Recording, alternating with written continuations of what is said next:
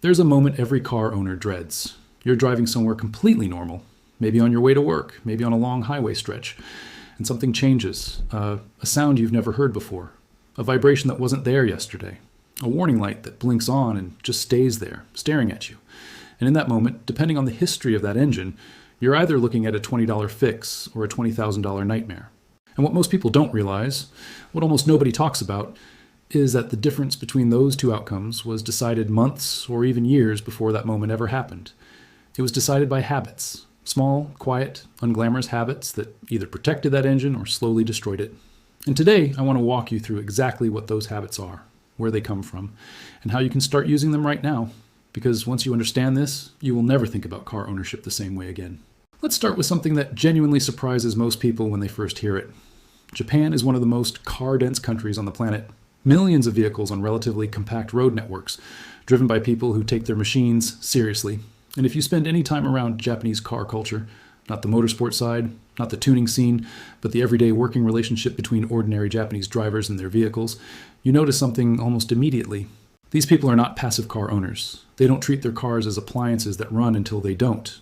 There's a relationship there, a sense of responsibility, a feeling that the car deserves attention, not just when something breaks, but all the time, as a matter of routine and respect. And I know that might sound philosophical for a video about engine maintenance, but I promise you, it is the most practical thing I can say, because that mindset is the foundation of every habit we're going to talk about today. Now, Japan has a vehicle inspection system called the Shaken. If you've never heard of it, here's the short version. It's a mandatory, government-regulated vehicle inspection that every car must pass every 2 years once it's 3 years old. And it is not a formality. It covers dozens of technical checkpoints: brakes, suspension, emissions, lighting, steering, and the engine. If your car fails, you don't just get a warning and drive away. You fix the problem, you prove it's fixed, and then you pass. There are no shortcuts. And what this system does, above and beyond the direct safety benefits, is create a culture of anticipation around car maintenance. Japanese drivers don't wait for things to fail. They prepare for the inspection, they get ahead of it, they service things before they become problems, because the alternative, showing up to a shaken inspection with a failing car, is expensive, inconvenient, and frankly embarrassing in a culture that values competence and responsibility. That anticipatory mindset, fixing the whisper before it becomes a scream, is one of the most powerful things you can borrow from Japanese car culture. And you don't need a government inspection system to adopt it. You just need to decide to think that way. Let me give you a concrete example of what I mean. Think about engine coolant. Most drivers in most countries treat coolant as something that's just there. It's in the reservoir, the temperature gauge reads normal, so everything must be fine. And that logic holds, right up until it doesn't. Because here's what happens to coolant over time that most people never think about. Coolant has a chemical pH level that's specifically engineered to protect the metal surfaces inside your engine and cooling system from corrosion. Fresh coolant is slightly alkaline. It actively guards against rust and scale buildup. But over time, usually somewhere between 2 and 5 years depending on the type, the chemistry breaks down. The coolant becomes acidic. And acidic coolant doesn't protect your engine. It attacks it. It slowly corrodes the inside of your radiator, your water pump, your thermostat housing, and the tiny passages inside your engine block where heat exchange happens. None of this is visible from the outside. Your temperature gauge might still read normal until the damage is severe enough to cause a real problem. A water pump failure, a radiator leak, or worst of all, an overheated engine and a blown head gasket. In Japan, coolant flushes are scheduled and followed through on. It's not optional. It's not something you do when you remember. It's on the calendar and it gets done. That single habit prevents one of the most catastrophically expensive failures in all of engine repair. The same philosophy applies to transmission fluid, brake fluid, and power steering fluid. And here's where I want to slow down for a second, because most drivers have genuinely never been told this. Brake fluid is hygroscopic. That's a fancy word meaning it absorbs moisture from the atmosphere over time. And as it absorbs moisture, its boiling point drops. Fresh brake fluid has a boiling point high enough to handle the intense heat generated by hard braking without vaporizing.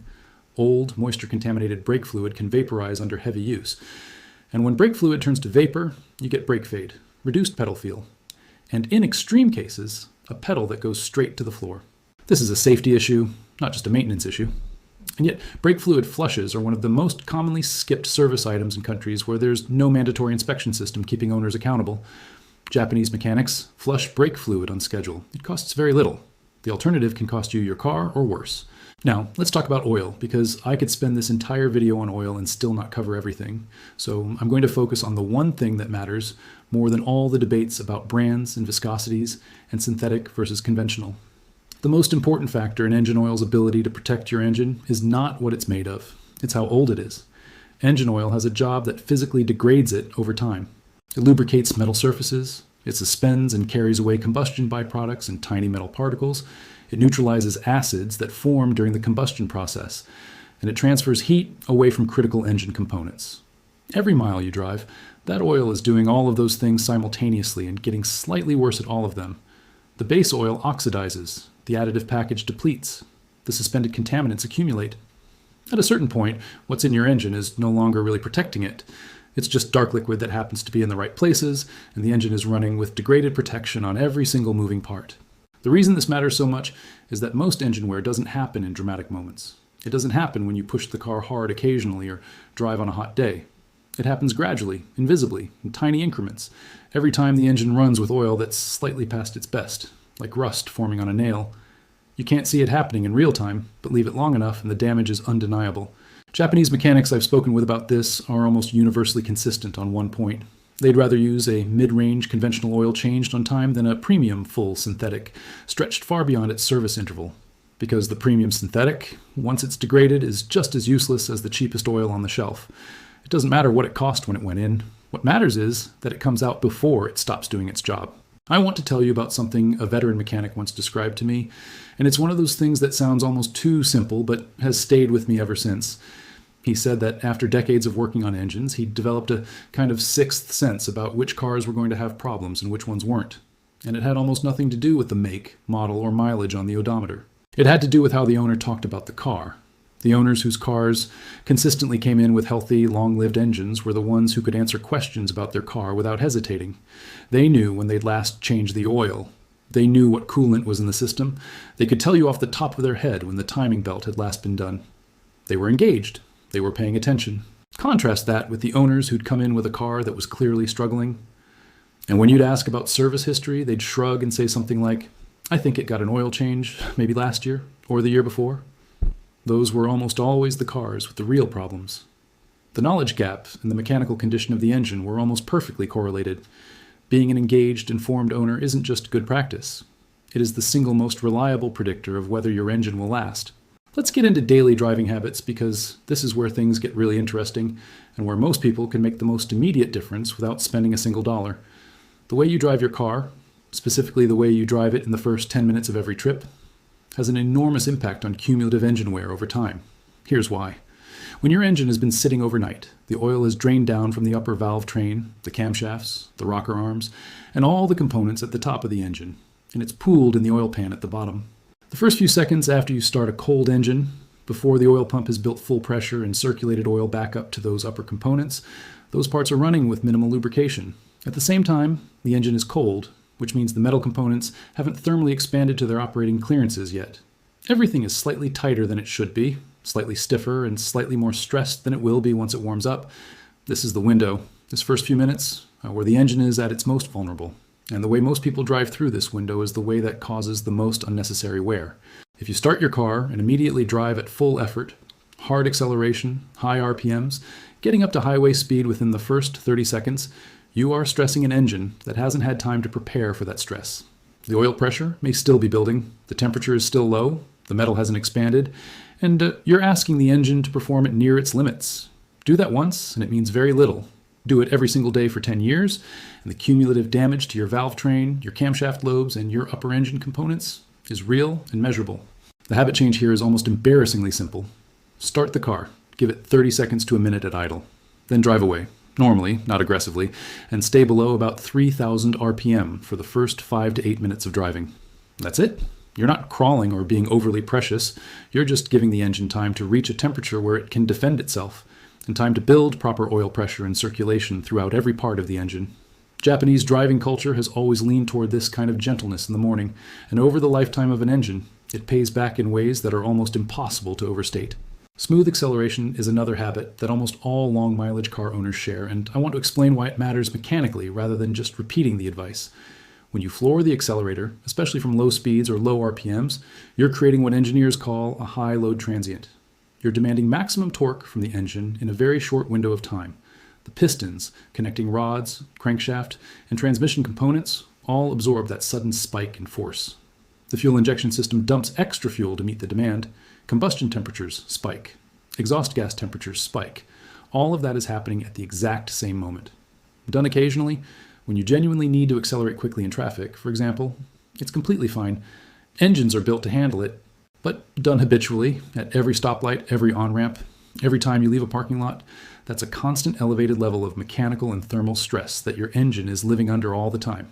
Smooth, progressive acceleration reduces all of those peaks. The load comes on gradually. The temperatures rise gradually. Everything has time to respond and adapt, rather than spiking and recovering over and over again all day long. Your fuel economy improves. Your drivetrain components last longer. Your engine runs cooler. And over 200,000 miles, that smoothness translates directly into an engine that's in dramatically better condition than one that's been floored at every opportunity. There's a related habit that connects to this, and it's about how you think about the road ahead of you while you're driving. The best drivers, the ones whose cars accumulate enormous mileage without mechanical drama, are consistently looking further ahead than most people do. They see the traffic light 3 blocks ahead turning red, and they lift off the accelerator and start coasting rather than driving at full speed until they're 20 feet from the light and then braking hard. They see the merge slowing down ahead and they adjust their speed early rather than driving into it and then reacting. This sounds like a fuel efficiency tip, and it is, but it's also a mechanical wear tip. Every time you brake hard, you're not just wearing brake pads, you're putting stress through the entire drivetrain in a rapid deceleration event. You're also, in many cases, wasting kinetic energy that you're about to have to rebuild through acceleration, which means you're about to stress the engine again to get back up to speed. Every unnecessary hard braking event followed by hard acceleration is a small mechanical stress event. String together thousands of them over years of driving, and they add up to meaningful wear. String together thousands of smooth, anticipatory driving moments instead, and you've given your engine a dramatically easier life. Now I want to address something that I think is criminally underappreciated in conversations about engine longevity, and that's the role of air filtration. Your engine burns a precise mixture of fuel and air to generate power. The air side of that equation is filtered through the engine air filter before it enters the intake tract. A clean, functioning air filter keeps dust, debris, pollen, and particulates out of your engine, out of your cylinders, away from your piston rings, away from the precision surfaces of your intake valves. A clogged or damaged air filter either restricts the airflow your engine needs to run efficiently, or, in the case of a damaged filter with holes or tears, allows unfiltered air and particles directly into the engine. Both scenarios are harmful. Restricted airflow causes the engine management system to compensate in ways that aren't ideal for long-term efficiency. Unfiltered air entering the engine is essentially introducing an abrasive, fine particles that get between metal surfaces and accelerate wear in ways that are impossible to reverse. Air filter replacements are genuinely cheap, and in dusty driving environments, construction zones, gravel roads, dry and arid climates, they need to be checked and replaced more frequently than the generic service schedule suggests. This is one of the simplest, most affordable protective habits you can develop, and the cost of ignoring it is completely disproportionate to the cost of staying on top of it. I want to spend a moment on something that fleet operators understand better than almost anyone else in the automotive world, because fleet operators run cars harder and longer than almost any private owner. And the ones who do it well have distilled the most important lessons down to their essence. A fleet manager I once spoke with ran a delivery operation with over 150 vehicles, mostly Japanese makes, and he told me that after years of tracking repair costs and vehicle downtime, he had arrived at one unshakable conclusion. The most expensive thing you can do to a vehicle is delay its scheduled maintenance. Not abuse it, not use cheap parts, not even skip a service entirely, just delay it. Push an oil change from 5,000 miles to 7,000 miles. Push a transmission fluid service from 60,000 miles to 80,000 miles.